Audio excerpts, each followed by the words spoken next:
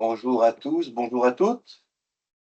Nous allons commencer donc cette présentation sur les accidents vasculaires cérébraux et leur prise en charge dans notre département de la Nièvre.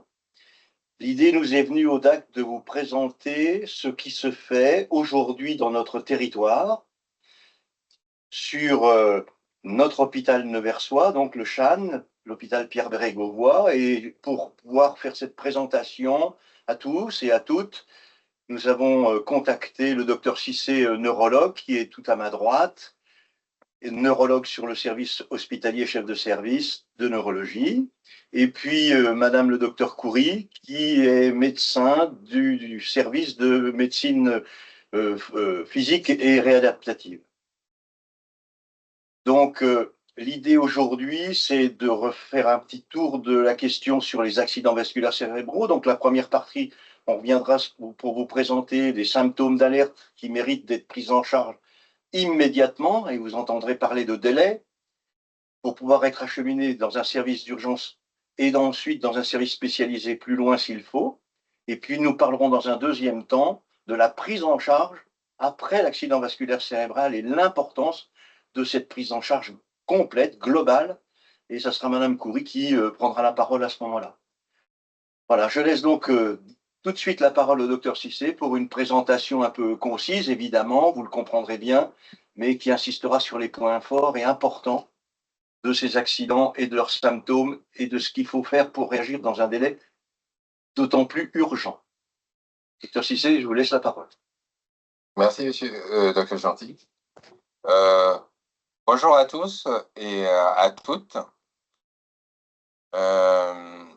Je vais aller très rapidement, mais de façon succincte, en essayant de ne pas utiliser trop de termes techniques. Alors, si on est tous là aujourd'hui, c'est pour parler de la prise en charge des AVC dans notre bel territoire qui est la Nièvre. Donc, vous voyez sur cet écran, on a quand même un hélico qui nous facilite franchement la vie pour la prise en charge des patients qui ont besoin d'une prise en charge rapide et optimale vers d'autres centres, surtout spécialisés. Je vais parler du CHU de Dijon. Alors, de façon rapide, je vous rappelle que les AVC constituent le premier motif d'hospitalisation en neurologie et deuxième cause de démence, première cause d'handicap acquis, deuxième cause de décès en France. On a 30 000 par an de décès suite à un accident vasculaire cérébral.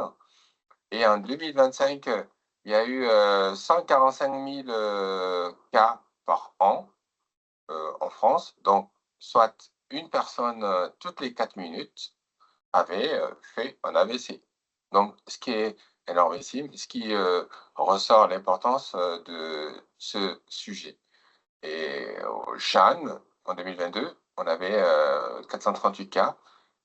En 2023, 379 cas.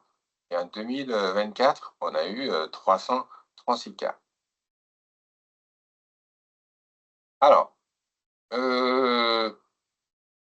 ne peut pas parler d'un sujet sans connaître la petite définition. Alors, la définition de l'AVC, je vais être simple là également.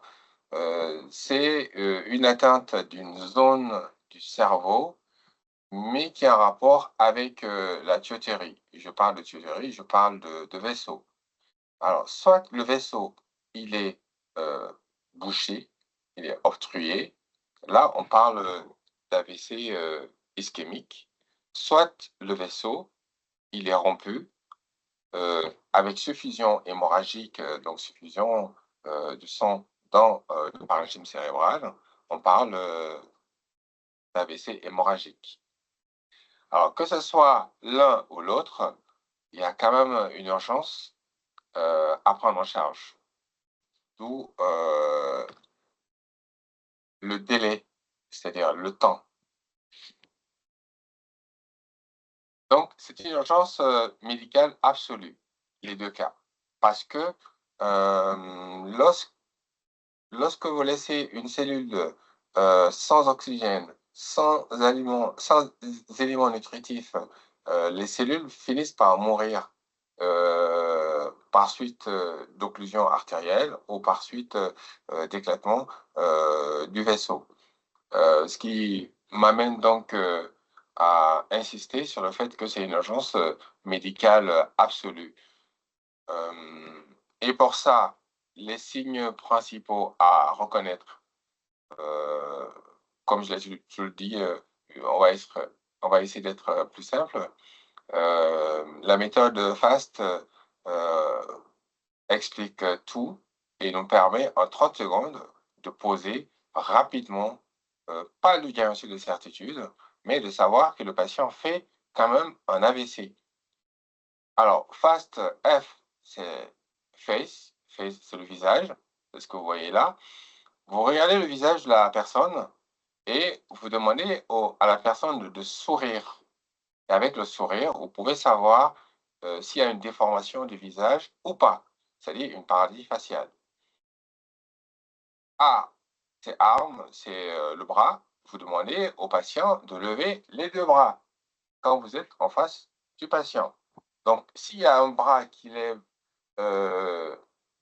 plus haut que l'autre, donc vous vous dites il y a un problème au niveau du bras qui ne se lève pas. S, c'est speech, c'est la parole. Vous demandez au patient de répéter un certain nombre de mots ou une phrase. Ça, c'est pour soit le patient articule mal, soit le patient il bute sur des mots, il cherche ses mots. Donc, on peut dire qu'il a probablement des troubles de la parole. Et time, c'est le temps. Et le temps, comme on dit, time is money, mais nous, ici, time is brain. C'est-à-dire, chaque minute compte pour la prise en charge optimale de l'AVC. Si vous avez le moindre doute, n'hésitez pas à appeler le 15.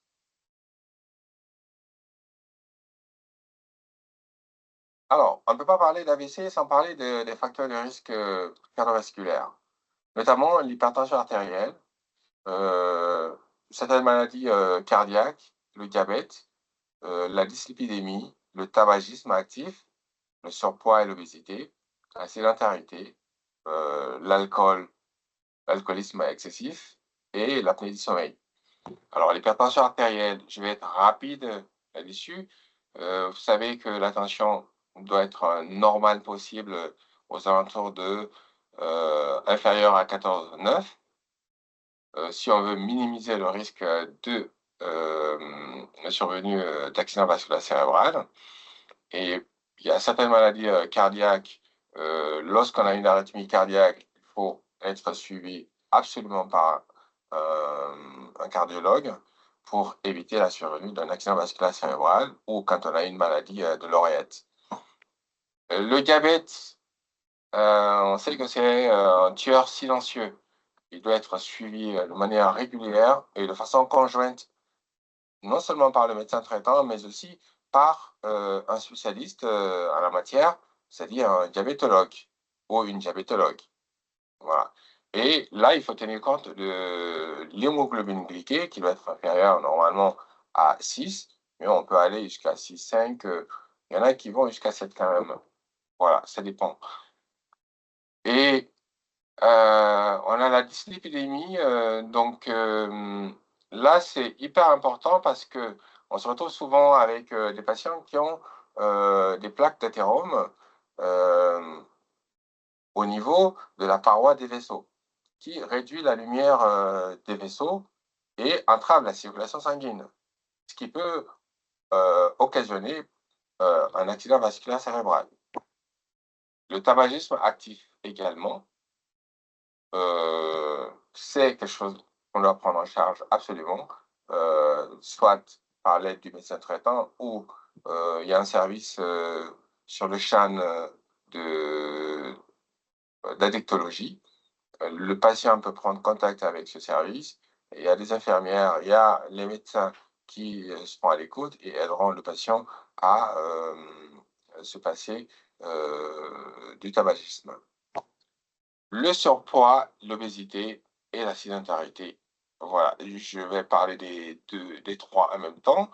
Le surpoids, quand on a un surpoids ou quand on a l'obésité, il faudrait qu'on ait un régime plus simple, un régime méditerranéen. Voilà, et si on n'est pas capable d'y arriver tout seul, se faire aider par une diététicienne ou un diététicien. Voilà.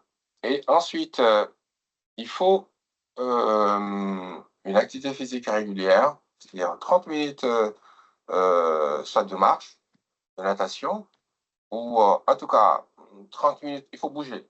30 minutes par jour, 5 jours sur 7. C'est ce qui est recommandé. Et l'alcool, il faut lever le pied. Il y a un élément qui est sous-estimé, c'est l'apnée du sommeil, qu'on ne cherche pas très souvent. Que ce soit en consultation ou en hospitalisation, on a tendance à sous-estimer. Quand un patient va chez un médecin généraliste, tout de suite, la tension artérielle est contrôlée. Mais on ne se soucie pas si le patient dort bien, est-ce qu'il ronfle, est-ce qu'il a des troubles de la mémoire, est-ce qu'il fait des pauses respiratoires. Je pense que c'est un élément hyper important parce que c'est un facteur hyper important, un facteur de risque cardiovasculaire. Il faudrait systématiquement rechercher. Normalement, dans un service, on devrait systématiquement rechercher les symptômes en rapport avec l'apnée du sommeil.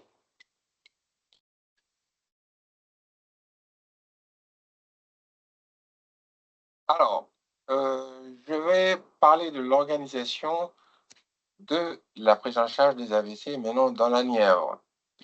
Il y a un point important, c'est l'unité des soins intensifs neurovasculaires. Vous savez, à l'époque, quand on était 6 neurologues, on avait l'unité des soins intensifs neurovasculaires qui marchait très bien parce que les patients, après leur prise en charge initiale aux urgences, montaient à l'USNV et on avait 2 lits en USIC et tout se passait très bien. Bon, actuellement, nous ne sommes que 5 neurologues. 5 neurologues sur le CHAN, c'est déjà pas mal, vous allez me dire. On travaille en collaboration avec l'USNV de Dijon. Donc, tous les patients qui doivent nécessiter une admission en USNV vont actuellement à Dijon, en attendant qu'on puisse avoir l'effectif recommandé par l'ARS, pour qu'on puisse ouvrir l'USNV dans un futur, j'imagine, qui sera très proche. Alors, à la phase aiguë, ce qui est important, c'est diagnostiquer rapidement avec ce que je vous ai listé, la méthode FAST. On diagnostique rapidement, on prend en charge rapidement le patient, on le stabilise très rapidement et ça permet de limiter des lésions et également de réduire les séquelles. Je vous avais dit, ce qui est important, c'est appeler le 15. Quand on appelle le 15, la filière est enclenchée. Le 15 essaye de réguler par le SAMU et oriente le patient vers un hôpital approprié. Donc, le 15 a l'obligation d'appeler l'urgentiste chef qui est sur place et l'urgentiste doit appeler le neurologue et le radiologue en même temps. Parce que dès que le patient arrive, qu'est-ce qui va se passer? Chaque minute compte. Et vous imaginez, dans un accident vasculaire cérébral, on a 1,9 million de neurones qui peuvent mourir. Donc, le temps ici est hyper important. Une fois que le patient est pris en charge au niveau des urgences, l'infirmière fait une prise de sang et la prise de sang est bien orientée. Soit le patient a des antécédents cardiovasculaires bien connus, s'il n'en a pas, c'est un bilan standard qui va être lancé, mais s'il a des antécédents cardiovasculaires, notamment une arythmie cardiaque, il est sous, par exemple, AOD, il y a un bilan supplémentaire qui va être réalisé. Le patient est donc rapidement transféré vers le service d'imagerie médicale, à l'IRM. Actuellement, on a tout fait pour que les patients qui sont éligibles à une prise en charge spécifique, c'est-à-dire qui rentrent dans le cadre d'une alerte AVC, puissent être prioritaires. En tout cas, quand ils sont dans les 4h30. C'est vu, c'est protocolisé avec l'administration et avec le chef de service des urgences.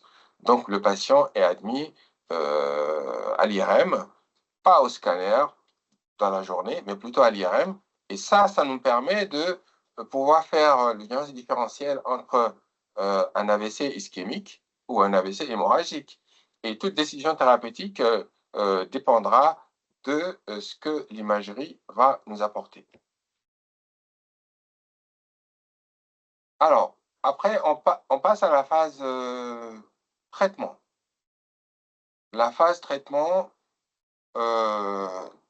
aigu, on partira sur les deux types d'AVC. Lorsque l'imagerie montre des signes d'accident vasculaire cérébral, c'est-à-dire un infarctus cérébral, on sait qu'on a 4h30 pour pouvoir prendre de façon optimale le patient. Et cela se passe par la thrombolyse, quand le patient est dans les 4h30. Ce qui fait que dès que le patient présente des symptômes, il faut tout faire pour qu'il puisse être aux urgences avant les 4h30. Parce que dans les 4h30, on a la possibilité de lui administrer l'actylyse qui permet de déboucher l'artère responsable des problèmes du patient. Donc, la thrombolyse existe bel et bien et ça se fait au déchocage aux urgences de l'hôpital de Nevers. Alors, il peut y arriver qu'on soit avec les gros vaisseaux. Quand c'est les gros vaisseaux, on fait une méthode combinée, c'est-à-dire on commence par la thrombolyse et en même temps, comme on est en partenariat avec le chef de Dijon, notamment l'unité des soins intensifs neurovasculaires, le service de neuradio interventionnel, donc on communique avec ces deux services. Donc il arrive qu'on commence la thrombolyse et qu'on enchaîne avec la thrombectomie. La thrombectomie ne se fait pas à Nevers, ça se fait à Dijon.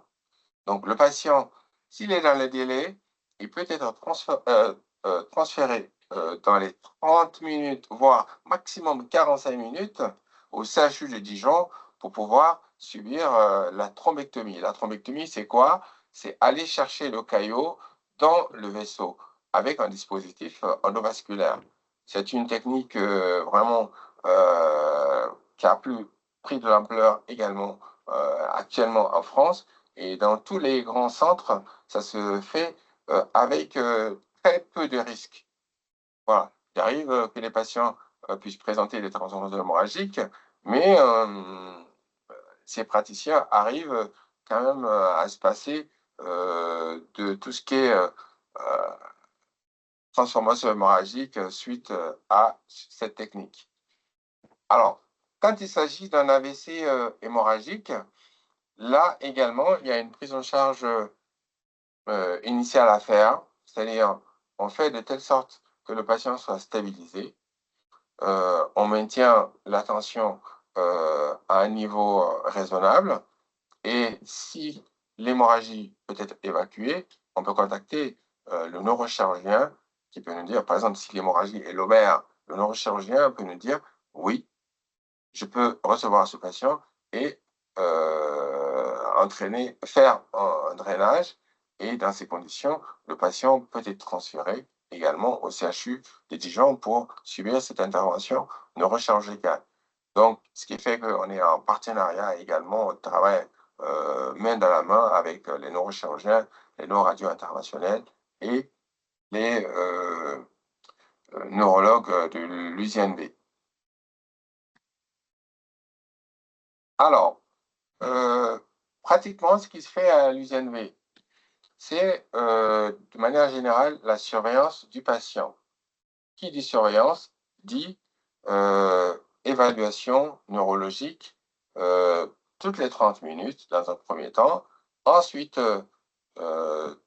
toutes les heures, toutes les 2 heures et à chaque poste. Et on évalue avec le score NIH. Le score NIH, c'est un score clinique que nous on utilise en neurologie et qui nous permet dans un premier temps de voir quelle est l'importance de l'AVC. Et deuxièmement, est-ce que le score qu'on a peut nous amener à dire que le patient, dans un futur proche ou dans un futur lointain, aura des séquelles très importantes ou pas. Alors, si le score est petit, le pronostic, il est bon. Mais si le score est très important, par exemple aux alentours de 27, 28, 29, là, honnêtement, on peut se dire que le pronostic peut ne pas être bon. Voilà. Et pendant l'hospitalisation du patient à l'USNV, il y a des signes vitaux aussi qui sont bien surveillés. Tout ce qui est complications générales est pris en compte et la respiration est surveillée, la pression artérielle et la prévention des infections. Et dès les premiers jours, on commence déjà à mobiliser le patient pour éviter tout ce qui est escarre, tout ce qui est pathologie thromboembolique. Maintenant, après l'USNV, habituellement, ce qui se passe dans la Nièvre, c'est que le patient, il quitte donc l'USNV de Dijon pour la neurologie. Nous, on reçoit tous les patients qui passent par l'USNV de Dijon. Et en neurologie, qu'est-ce qu'on fait concrètement? On continue la surveillance du patient de manière très rapprochée, c'est-à-dire avec tous les paramètres que je viens de citer. Et ensuite, on traite selon le type d'AVC. Quand c'est un AVC ischémique, dans un premier temps, on mettra un anticoagulant plaquettaire. Si on sait que c'est un patient qui a eu un ECG, on sait qu'il a un FA, en fibrillation auriculaire, donc on peut être amené à proposer un anticoagulant. Actuellement, ce qu'on utilise le plus souvent, c'est les AOD. Alors, quand c'est un AVC hémorragique, également, il faut surveiller la tension comme du lait sur le feu. On utilise le Loxène, on commence par le PSU de Loxène, qui permet de vite stabiliser la tension du patient avant d'introduire les anti-hypertenseurs par voie orale à distance de la phase aiguë, c'est-à-dire après les J3.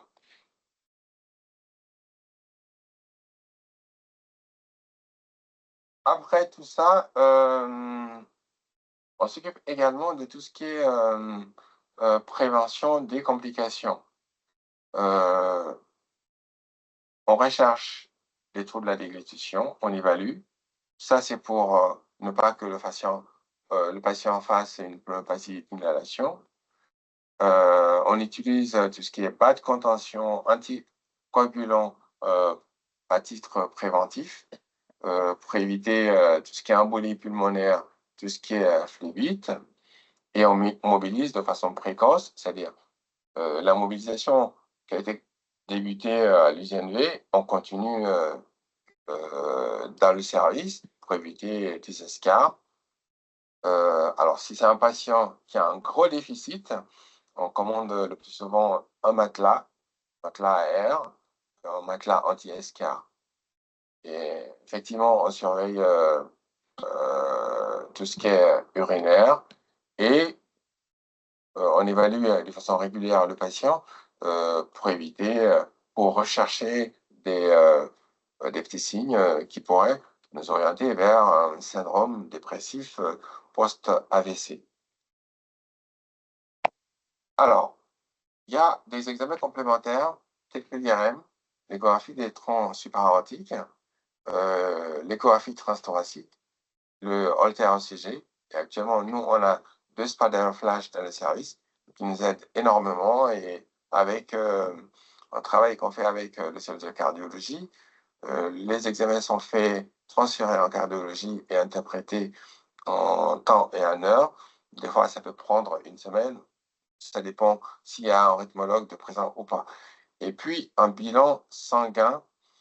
Tous ces éléments nous permettent d'arriver à une éthologie plus claire chez le patient parce que quand on identifie la cause, on traite la cause, cela permet d'éviter une récidive. Et je ne peux pas parler d'AVC sans parler de séquelles. Alors, je reviens toujours sur ce que j'avais dit initialement, time is brain.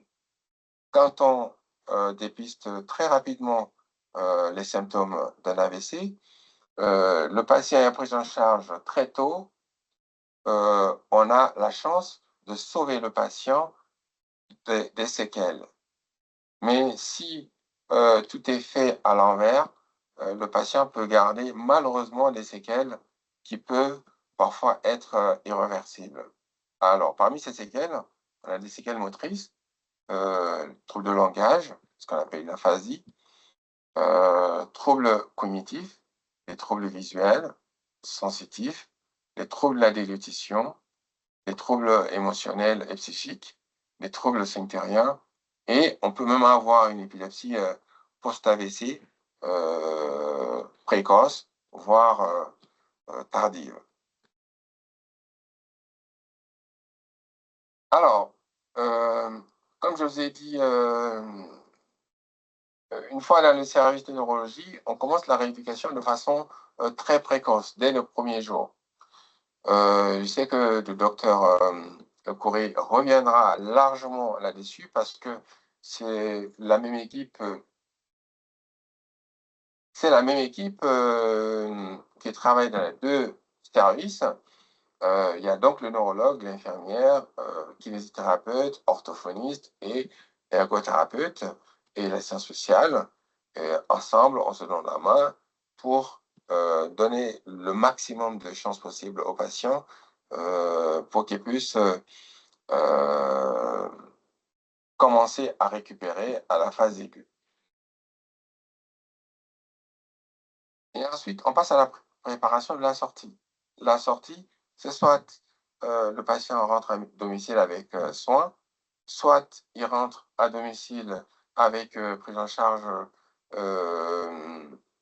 d'un dispositif qui a été mis en place par la sécurité sociale, ou bien, et toujours, on sollicite le docteur Coury pour transférer le patient dans son service de service de médecine physique et de réadaptation pour la suite de la prise en charge du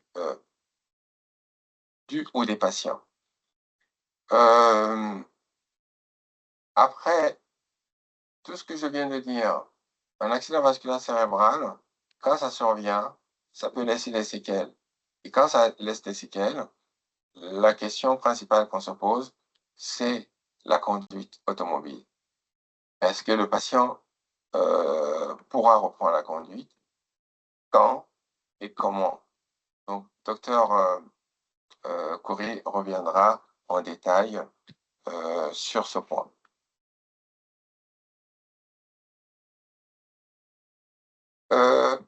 Moi, je reviendrai en 2 minutes pour vous parler d'un autre volet. Mais je laisse d'abord la parole au docteur Coury. Merci, docteur Cissé, pour ce premier temps de présentation très complète et qui pose quand même effectivement tous les problèmes tels que les patients peuvent les vivre au moment de ces accidents et possiblement de ces pertes et ces déficits. Donc maintenant, nous allons écouter et entendre Madame le docteur Coury, qui va nous présenter toute la dynamique et la globalité d'une prise en charge rééducative pour ces patients, patientes qui malheureusement ont subi ce type d'accident. Laisse la parole. Bon, merci docteur Gentil. Merci, bonjour à vous tous et toutes, et merci de vous intéresser à un sujet qui est le sujet, je pense, actuel par rapport aux pathologies graves. Je vais aller vite parce que je sais qu'on est bloqué dans le temps, mais l'objectif de cette intervention, c'est pas de vous parler de contenu de la prise en charge. Je souhaite vous parler de notre rôle comme intervenant dans les différentes étapes de la maladie neurologique, l'AVC. Alors, je ne veux pas revenir sur les statistiques du docteur Cissé, il les a évoquées, mais pour vous dire qu'on a 40% des malades qui font des AVC, on garde des séquelles, 25% des séquelles lourdes après 1 an. Nous avons, c'est la première cause de handicap moteur non traumatique.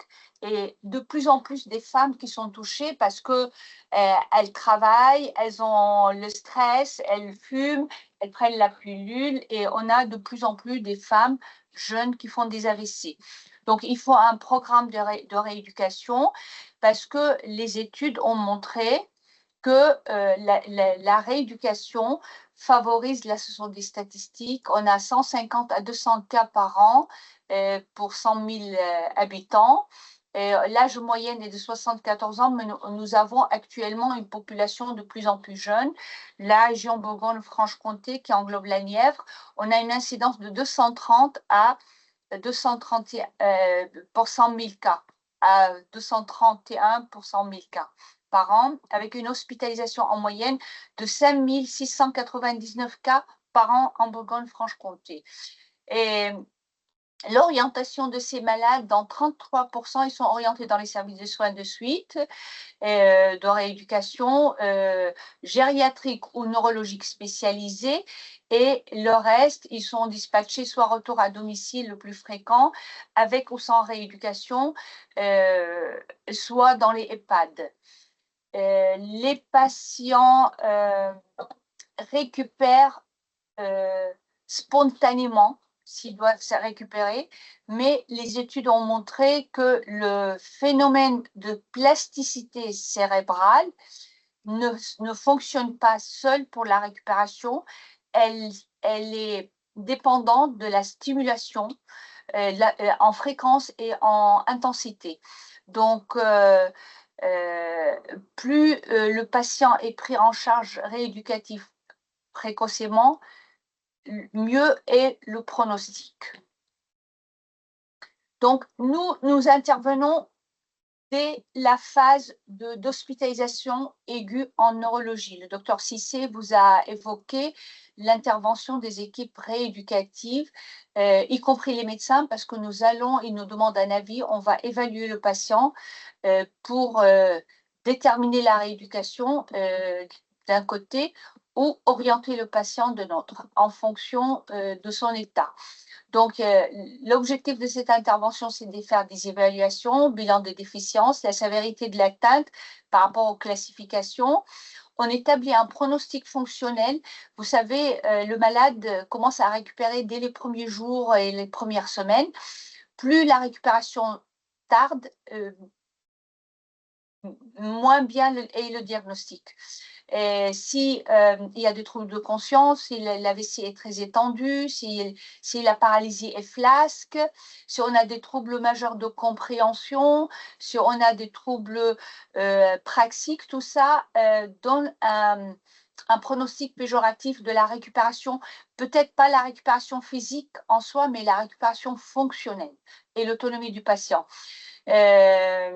On commence la rééducation par une équipe ergo, kiné, orthophoniste, au lit du patient, au fauteuil, en chambre. On revoit les installations en respectant la fatigue du patient. On fait la prévention des complications, bien sûr, les complications respiratoires, l'encombrement bronchique par la kiné respiratoire, le trouble de déglutition avec les pneumopathies d'inhalation, les embolies pulmonaires par les levées précoces, les complications orthopédiques par des bonnes installations parce que il y a beaucoup de rétractions, de déformations qui surviennent progressivement. On ne se rend pas compte au début, mais le malade, quand il est levé et quand on le voit tardivement, il a récupéré, mais il ne peut pas chausser, il ne peut pas tenir debout parce qu'il y a des déformations orthopédiques. Et les escarres, les œdèmes, les troubles digestifs, la constipation, les infections urinaires et le trouble vasculaire.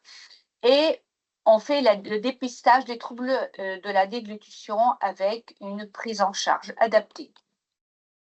On fait l'orientation, donc le patient soit il va à domicile avec kiné libéral, en service de rééducation en hospitalisation complète, en service de rééducation en hôpital de jour, soit en SSR polyvalent, gériatrique, ou il part, il a besoin de rien, comme certains AVC qui sont de type d'accident ischémique transitoire. Le malade part et il revient juste en consultation AVC avec un suivi. Voyez le positionnement couché, il faut bien positionner pour éviter les complications, dormir sur le membre atteint, paralysé, des coussins d'installation en microbilles qui sont façonnables, des installations au fauteuil. Et on a, par exemple, l'écharpe en cas de hémiplégie flasque où il y a un étirement sur l'épaule avec risque de subluxation et qui se complique secondairement par une capsulite rétractile et des douleurs avec l'épaule gelée. Donc, il faut éviter vraiment de plaquer complètement l'épaule, le bras et le membre supérieur contre le tronc. Vous voyez, il y a d'autres types d'écharpes qui permettent de libérer un peu plus l'épaule, mais en portant le poids du membre touché. Après 10-15 jours, le patient passe en phase de rééducation, qui est la phase de récupération de 15 jours à 3 mois. En hospitalisation complète, on va accompagner et favoriser la récupération motrice. Comme je vous ai dit, la récupération se fait seule, mais nous travaillons le travail, l'accompagnement, la rééducation dans des bonnes conditions pour favoriser la plasticité cérébrale de la récupération. Nous travaillons aussi les fonctions cognitives, le langage, les fonctions exécutives. Nous prenons en charge la spasticité par un traitement par baclofène, parce que la spasticité peut être gênante par effet antagoniste des muscles qui récupèrent. On fait la toxine botulique, on a une grande activité d'injection de toxine botulique qui se fait avec un appareil spécifique avec électrostimulation et des aiguilles à double courant. C'est un produit qui coûte cher, ça nous arrive de passer 1 000 € de produits par injection, ça dépend de la quantité, le volume qu'il faut injecter. Et le patient revient moyennement tous les 4 mois pour une nouvelle injection. L'objectif de ça, c'est de réduire certaines déformations réductibles dues à la spasticité pour permettre d'améliorer le schéma de marche, d'améliorer le chaussage, d'améliorer les soins d'hygiène et la toilette. Quand on tire sur une épaule spastique, le malade hurle, il faut enfiler la manche, on a des macérations, on a des lésions. Moi, j'ai vu des patients qui sont spastiques avec main fermée ou les ongles poussés dans la paume de la main. Donc, vous voyez, donc après, s'il n'y a pas de possibilité, si c'est une rétraction définitive, mais qui n'est pas à cette phase-là, c'est pourquoi on essaye de voir tôt les troubles, la spasticité, On continue la prévention de toutes les complications d'alitement, raideur articulaire, déformation orthopédique, on va les positionnements, électrostimulation des muscles pour la stimulation de la récupération, l'ouverture de la main, toute la prise en charge kiné, ergo, troubles de déglutition, accompagnement psychologique. Et on continue à équilibrer les pathologies associées. Ce n'est pas parce que le malade est passé en rééducation qu'il n'a plus de diabète, qu'il n'a plus d'hypertension, qu'il n'a plus d'autres maladies, insuffisance rénale. Et donc, nous continuons à les suivre, à les récupérer. Ils se sont rendus compte qu'on a la moitié de notre activité est purement médicale, d'où notre nouvelle dénomination SMR, services médico-rééducatifs, parce que nous prenons en charge des malades de plus en plus lourds avec des pathologies très lourdes, décompensées. On écrit le projet rééducatif en lien avec le projet de vie du patient. Nous ne pouvons pas rééduquer de la même façon avec le même projet tous les patients. Un jeune de 40 ans qui a des enfants jeunes en charge, qui est en activité professionnelle, qui conduisait, qui travaillait, n'a pas le même projet de vie qu'une personne de 80 ans qui était à la maison, qui marchait déjà avec un déambulateur et qui ne demande que pouvoir déambuler chez elle, aller aux toilettes, aller à la cuisine, manger seule, pouvoir éventuellement faire sa toilette seule et s'habiller.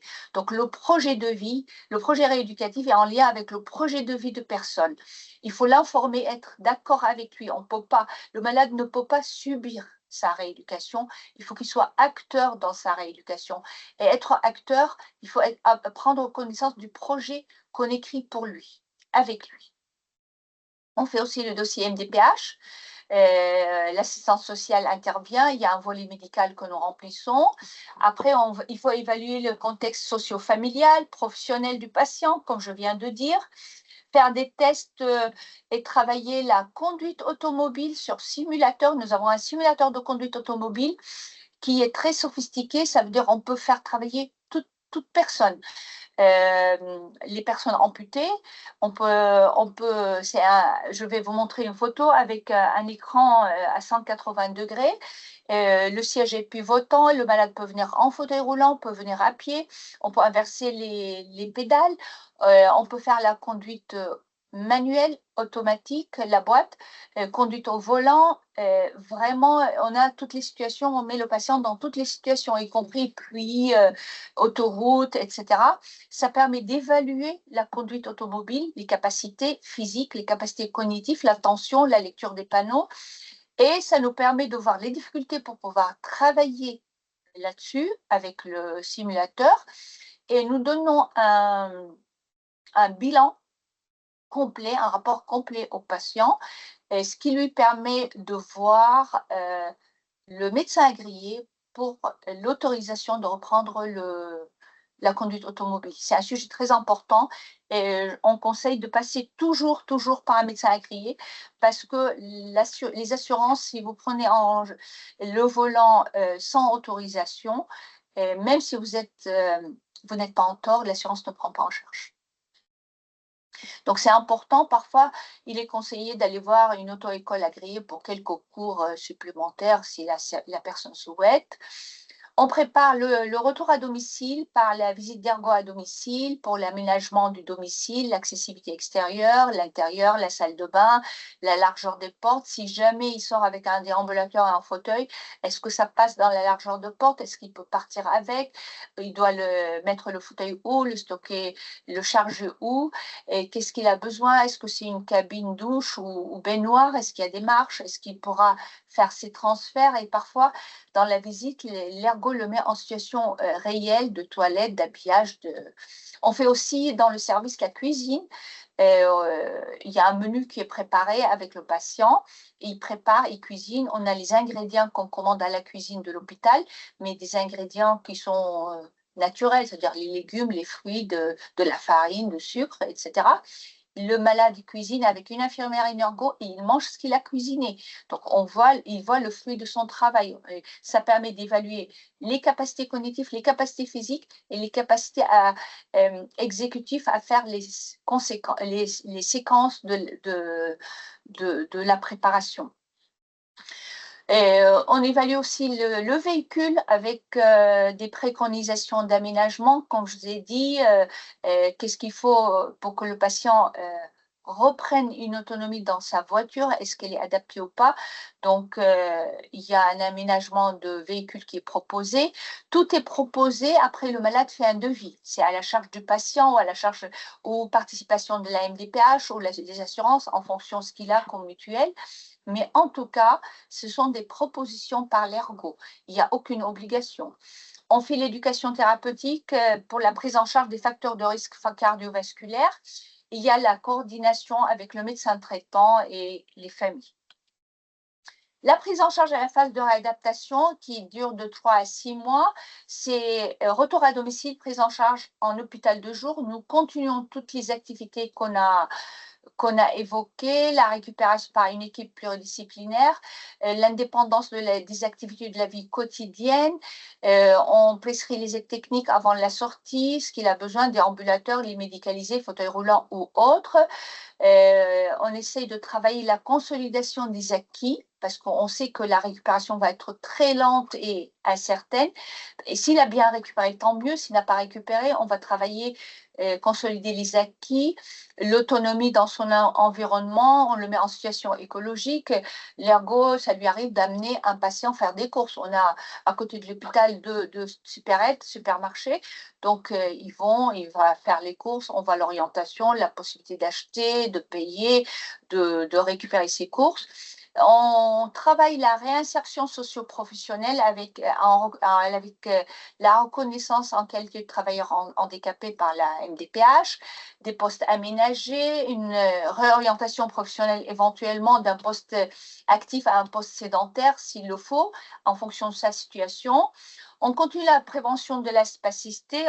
J'ai parlé de la conduite automobile, donc le médecin agréé et l'auto-école.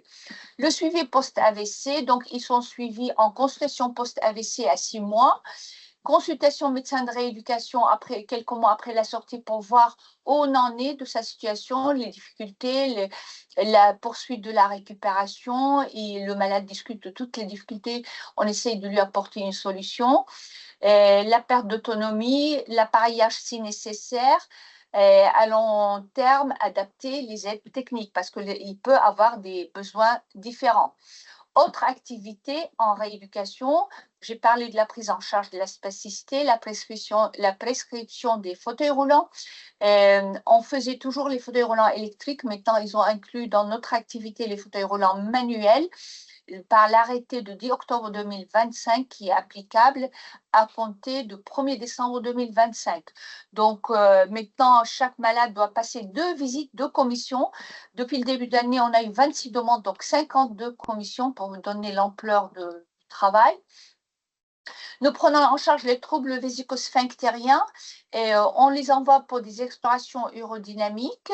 Après, nous, on continue le suivi par l'éducation à l'autosondage intermittente et l'irrigation anale. Nous avons une infirmière qui est formée à ça. Et on fait après le suivi par des échographies, bladder scan, etc. On collabore énormément avec la MDPH, avec les réseaux Emeraude, dispositif d'appui à la coordination que je remercie pour cette demande aujourd'hui nous a permis de présenter l'AVC. Les services d'aide à domicile, le SIAD, SAMSA, toutes les atomes, je ne veux pas évoquer tout le monde, les associations des patients et tous les réseaux patients. Voilà, par exemple, un type d'appareillage. On a un corset, des corsets sur mesure, les chaussures orthopédiques, des releveurs sur mesure par moulage. Les prothèses des membres inférieurs, membres supérieurs, on ne fait pas, s'il n'y a que quelques centres en France qui font, mais les membres inférieurs, on fait, prothèse fémorale, prothèse tibiale, prothèse des pieds. Les prescriptions des équipements en rollateur, fauteuil roulant, etc., j'en passe, il y en a tellement d'équipements. Un exemplaire de salle de rééducation, nous avons pratiquement les mêmes équipements, les barres parallèles, les vélos ergonomes, les verticalisateurs, les stands, les machins, voilà. Là, nous avons la rééducation robotisée à la marche, c'est dans le service. C'est un élève, je pense, APA, professeur d'activité physique adaptée. Vous voyez, c'est le Handago qui est un appareil robotisé qui permet d'alléger le poids du corps complètement, unilatéralement, appui progressif. Ça marche pour la neuro et l'orthopédie et ça roule, le kiné roule derrière et le patient marche et ça lui permet, il est maintenu par un harnais et nous enregistrons les paramètres que nous souhaitons. Là, nous avons la rééducation robotisée du membre supérieur, l'Armeo. Alors, vous ne comprenez pas la photo, mais la personne, elle a une tresse, c'est une élève ergo, je pense. Et avec la main gauche, elle mobilise le bras qui est robotisé. Et devant, il y a un écran qu'ils n'ont pas allumé pour la photo. Mais on voit tout, ils essayent de faire une activité par rapport à la activité physique qui fait travailler le membre supérieur. La plateforme d'équilibre, pareil, robotisée. Le simulateur de conduite automobile, voilà, je vous ai parlé. Les aménagements des voitures, j'ai mis quelques photos pour illustrer, la conduite au volant, les plateformes d'accès, le siège pivotant, etc. Les gestions de patients externes, donc quand les patients partent et s'il y a besoin, demander la consultation MPR et programmation via le secrétariat de MPR et on l'a répété, bon, vous avez un numéro de téléphone 03 86 93 80 29 par mail seneda.k@ght58.fr ou par la plateforme nationale via Trajectoire. Nous sommes tous liés. La conclusion, donc, c'est un problème de santé publique responsable de handicap moteur et cognitif important. Nous avons une population de plus en plus jeune en l'absence de rééducation.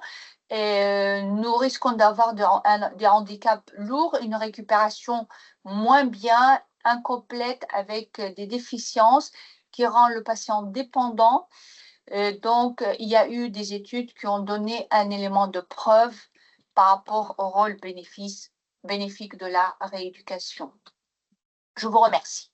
Merci, Dr. Khoury, pour votre présentation et votre iconographie bien complète, qui parle également de tout ce qui est à combler en termes de déficit et en tout cas aider tous nos patients et nos patientes à la récupération.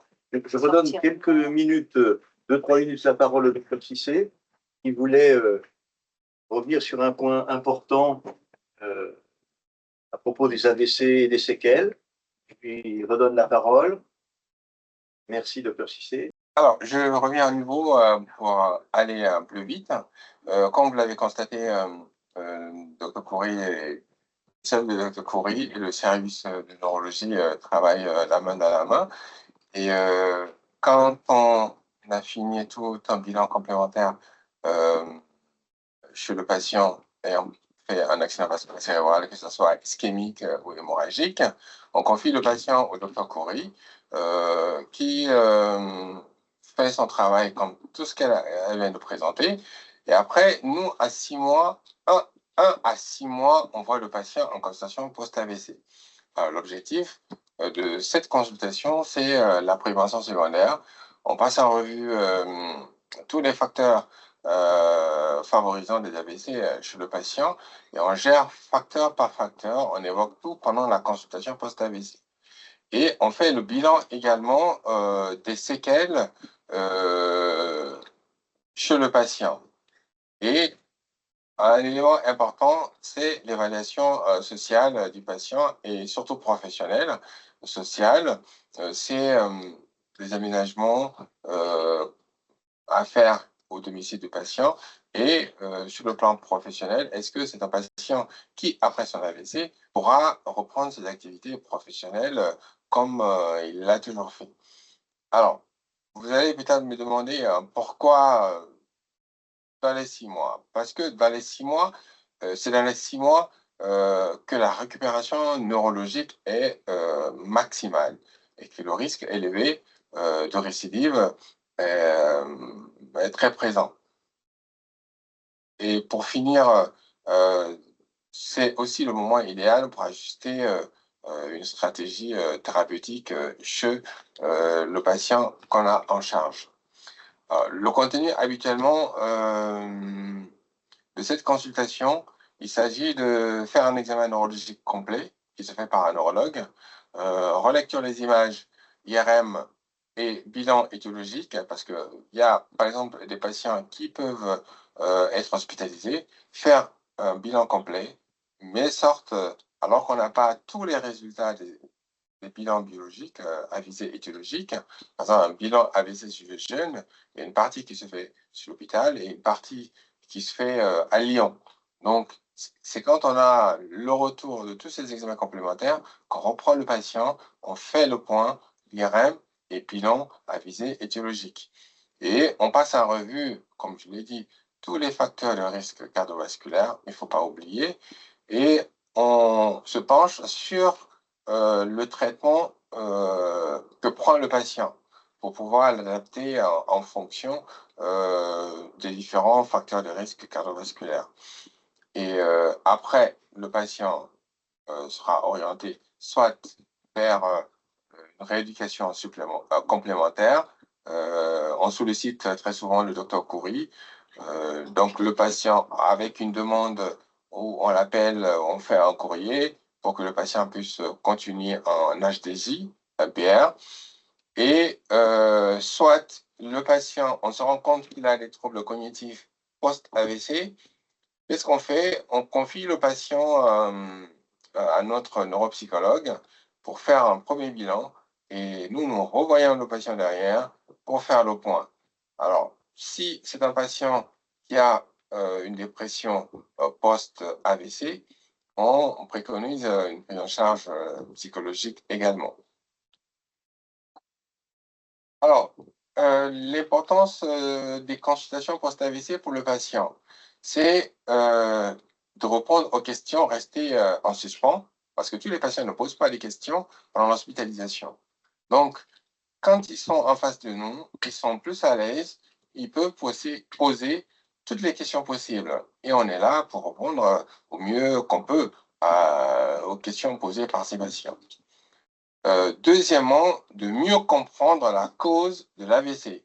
Parce que le plus souvent, c'est en consultation post-AVC qu'on peut être amené à finalement, après avoir passé en revue tous les examens complémentaires que le patient a réalisés, à arriver à une conclusion diagnostique étiologique.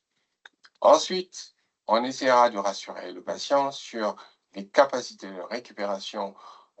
Et vous savez, tout cela dépend des vaisseaux de suppléance que chaque patient pourrait éventuellement avoir. Et pour finir, renforcer l'adhésion au traitement. C'est-à-dire un patient qui est acteur de son traitement, il devient observant. Mais un patient qui n'est pas acteur de son traitement, de sa thérapie, ne prendra pas son traitement et on parlera d'échec thérapeutique. Et donc, cet ensemble participe donc à la continuité des soins entre l'hôpital et la médecine de ville. En conclusion, l'accident vasculaire cérébral constitue donc, je reviens là-dessus, une urgence majeure dont la prise en charge rapide conditionne le pronostic vital et fonctionnel. La phase aiguë permet de limiter les lésions cérébrales grâce au traitement spécialisé. Tandis que l'hospitalisation en neurologie assure la surveillance, la prévention des complications et l'identification de la cause. Cependant, la prise en charge ne s'arrête pas à la sortie de l'hôpital. La consultation post-AVC, comme je l'ai dit tout à l'heure, dans les 6 mois, joue un rôle essentiel dans l'évaluation des séquelles, l'optimisation du traitement et surtout la prévention des récidives qui reposent sur le contrôle rigoureux des facteurs de risque cardiovasculaire.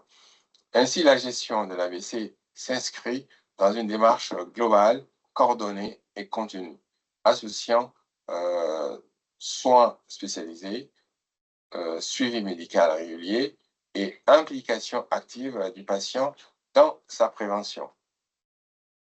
Une fois de plus, time is brain. On dit souvent time is money, mais nous, en neurologie, c'est time is brain. Le temps, c'est le cerveau. Je vous remercie. Merci, docteur Cissé. Merci, docteur Coury. Voilà, le temps est venu. Peut-être que si vous avez quelques questions à nous poser, je pense que tout le monde sera content de pouvoir y répondre. Et puis, auquel cas, certaines questions auxquelles vous ne pourriez pas répondre, on peut individuellement vous renvoyer, si vous nous laissez votre adresse mail, vous envoyez une réponse appropriée à la question posée. Alors, effectivement, docteur Gentil, bonjour à tous. Merci, docteur Cissé. Merci, docteur Coury, pour cette belle présentation. Nous avons donc eu deux questions au cours de votre intervention. Donc, la première question, y a-t-il eu forcément une dénutrition suite à un AVC? Forcément, oui et non. Tout dépend de l'état de base du patient, à savoir que dû à l'AVC et à l'hospitalisation, déjà un facteur important, les gens mangent moins. C'est pas la même nourriture que chez eux. Deuxième facteur, donc ils aiment ou ils n'aiment pas, on essaye d'appeler la diététicienne parfois pour faire des menus à la carte. Troisièmement, s'il y a des troubles de déglutition, ça pose un très gros problème parce qu'il faut vraiment les détecter tôt et les prendre en charge. Nous essayons déjà d'évaluer le statut de base par un dosage d'albumine, préalbumine, surveillance hebdomadaire du poids du patient. Et vraiment, il faut surveiller, c'est au cas par cas. Être gros, ça ne veut pas dire bien nourri et vice-versa. C'est le taux d'albumine, préalbumine et la surveillance du poids. La perte importante du poids doit nous inquiéter. Il y a aussi une perte par déshydratation, les gens ne boivent pas assez. Donc tout ça est un ensemble qu'on surveille. Donc il faut vraiment inciter la personne à bien manger, il faut aussi qu'on apporte des repas équilibrés à l'hôpital. On rajoute des suppléments alimentaires hyperprotéidiques pour certains patients, hyperprotéidiques, hypercaloriques pour d'autres. La diététicienne fait partie intégrante de notre prise en charge, de notre équipe. Merci beaucoup. Et donc, la deuxième question que nous avons eue, la voici. Donc, dans le traitement de l'AVC ischémique, un traitement par statine est instauré. Quel est votre objectif de LDL ensuite, 0,7 g par litre ou 0,55 g par litre? Alors, justement, dans la prise en charge de l'AVC, surtout après la phase aiguë, on s'intéresse à tout ce qui est gestion des facteurs de risque cardiovasculaire dans la dyslipidémie. Et ce qui est important, c'est le LDL cholestérol. Le LDL cholestérol, à partir du moment où le patient n'a qu'un seul facteur de risque cardiovasculaire, c'est-à-dire l'AVC. L'AVC seul constitue un premier facteur de risque. Ok, on peut se contenter de baisser le LDL cholestérol inférieur à 1 g par litre en utilisant les statines. Mais un patient qui est diabétique, qui est hypertendu, qui est dyslipidémique, qui a d'autres comorbidités, l'idéal serait de baisser le LDL cholestérol inférieur à 0,7. C'est ce qui est recommandé. Très bien. Merci beaucoup, docteur Cissé. Je vous remercie pour l'ensemble des réponses que vous avez pu nous apporter. De mon côté, je n'ai pas d'autres questions. On pourrait rajouter à la question qu'en fait, ce qui vient d'être dit par le docteur Cissé relève des mêmes recommandations dans le domaine neurovasculaire que dans le domaine cardiovasculaire. Et ces bases de réflexion et de chiffrage et de recommandation sont exactement les mêmes bases, qu'on soit en neurovasculaire ou qu'on soit en cardiovasculaire. Voilà. Merci. Eh bien, merci à vous pour ce webinaire d'information du DAC 58. Et écoutez, nous vous donnons rendez-vous pour le prochain Web Info. Nous vous tiendrons au courant. Et vous recevrez donc une prochaine information d'ici quelques temps dans votre boîte mail. Merci à vous et à bientôt. À Au bientôt. revoir.